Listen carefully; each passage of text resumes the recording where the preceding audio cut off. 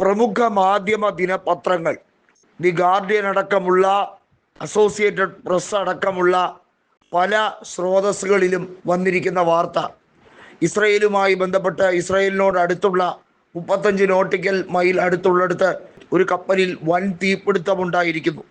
എന്നാൽ ഇത് ഹൂതികളുടെ ആക്രമണമാണോ അതോ എങ്ങനെയാണ് ഇത് സംഭവിച്ചത് എന്നുള്ള വിശദ വിവരങ്ങൾ ശേഖരിച്ചു കൊണ്ടിരിക്കുന്നേ ഉള്ളൂ. ലോകരാജ്യങ്ങൾ കൂടുതലായി ഇസ്രയേലിനെ ഒറ്റപ്പെടുത്തുമ്പോൾ ഇസ്രയേലിനെ സംബന്ധിച്ചിടത്തോളം ചരക്ക് ഗതാഗതവുമായി ബന്ധപ്പെട്ട കാര്യത്തിൽ അവർക്ക് സഹായം നൽകാൻ അമേരിക്കയല്ലാതെ പ്രത്യക്ഷത്തിൽ ഒരു രാജ്യവും തയ്യാറാകുന്നില്ല. അമേരിക്കയാകട്ടെ പല കാര്യങ്ങളിലും ഉപാധികളോടെയാണ് ഇസ്രയേലിനെ സഹായിക്കാൻ ശ്രമിക്കുന്നത്. നമുക്കറിയാം, ഇറാന്റെ പരമോന്നതകാരിയായ അയത്തുള്ള അൽ ഖമനിയോട് അൺകണ്ടീഷണൽ സറണ്ടർ പ്രഖ്യാപിച്ച് വലിയ തോതിൽ പ്രശ്നങ്ങൾ, അതിൻ്റെ ആഘാതം വർദ്ധിപ്പിച്ച് എല്ലാ തരത്തിലും ഇറാനെ കീഴടക്കി കളയാമെന്ന് വിചാരിച്ച ട്രംപ് ഇപ്പോൾ പത്തി മടക്കി തൻ്റെ സ്വന്തം സ്ഥാനം രക്ഷിക്കാനുള്ള പുറപ്പാടിലാണ്. അതിനിടയിൽ എന്ത് ഇസ്രയേൽ, എന്ത് നെതന്യാഹു. ഇസ്രയേലിൽ ആഭ്യന്തര കലഹം അതിരൂക്ഷമാണ്. ഭരണമാറ്റം അത് ഉറപ്പാകുന്നു. സഖ്യകക്ഷികൾ ലിക്വിഡ് പാർട്ടിക്ക് കൊടുത്ത പിന്തുണ ഏകപക്ഷീയമായി പിൻവലിച്ചിരിക്കുന്നു. വാസ്തവത്തിൽ അവിടെ ഇസ്രായേലിൽ ബെഞ്ചമിൻ നെതന്യാഹു ഒരു കെയർടേക്കർ പ്രധാനമന്ത്രി മാത്രമാണ്.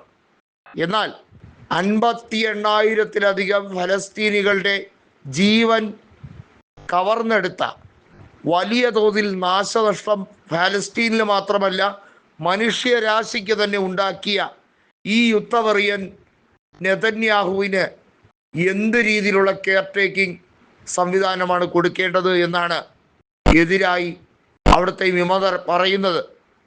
ഇസ്രായേലിനെ സംബന്ധിച്ചിടത്തോളം പരിപൂർണമായി അവർ ഒറ്റപ്പെട്ടിരിക്കുന്ന അവസ്ഥയാണ്. അവരെ പിന്തുണച്ച നാറ്റോയും യൂറോപ്യൻ യൂണിയനും അതിനകത്തുള്ള രാജ്യങ്ങളുടെ ഒരു സർവേ കണക്കെടുത്തു ഈ അടുത്ത്. 40ഓളം രാജ്യങ്ങൾ വരുന്ന, അതിനകത്ത് ഓസ്ട്രിയയും ഇറ്റലിയും ജപ്പാനും ഒക്കെ അടങ്ങുന്ന രാജ്യങ്ങളുടെ ഒരു സർവേ കണക്കിൽ 40-ൽ 22 രാജ്യങ്ങളിലെ 75% വരുന്ന ജനങ്ങളും ഇസ്രയേൽ ഈ ഭൂമിക്ക് ഒരു ദുരിതമായി മാറുകയാണ്. അവിടുത്തെ ജൂതർ മറ്റുള്ളവരെ ദ്രോഹിക്കാൻ വേണ്ടി മാത്രം ജീവിക്കുന്നവരാണ് എന്ന അഭിപ്രായമാണുള്ളത്. ഇത്തരത്തിൽ ഒരു ധാരണ ആ ജൂത സമൂഹത്തിൽ ഉണ്ടാക്കി കൊടുത്തത് തന്നെ നെതന്യാഹുവാണ്. ജൂതന്മാർക്ക് ഒരു പൈശാചിക മുഖമാണ് എന്ന രീതിയിലേക്കാണ് നെതന്യാഹുവിൻ്റെ വാക്കും പ്രവൃത്തിയും. ജൂതന്മാരുടെ അന്തസ്സത്തെ നശിപ്പിക്കുകയാണ് നെതന്യാഹുവിൻ്റെ പണിയെന്ന് തുറന്നടിച്ചിരിക്കുകയാണ് അവിടുത്തെ സംഘടനകൾ, നിരവധിയായിട്ടുള്ള ഇസ്രയേൽ സംരക്ഷക സംഘടനകൾ. അങ്ങനെയാണ് സർക്കാരിനെ നിലം പതിപ്പിക്കണം എന്ന ആവശ്യം രാജ്യത്തുടനീളം ഉയരുന്നത്. ഇറാനാണെങ്കിൽ പിടിച്ച പിടിയാലെ ശക്തമായി തന്നെ ഇസ്രയേലിന് പണി കൊടുത്തിരിക്കും.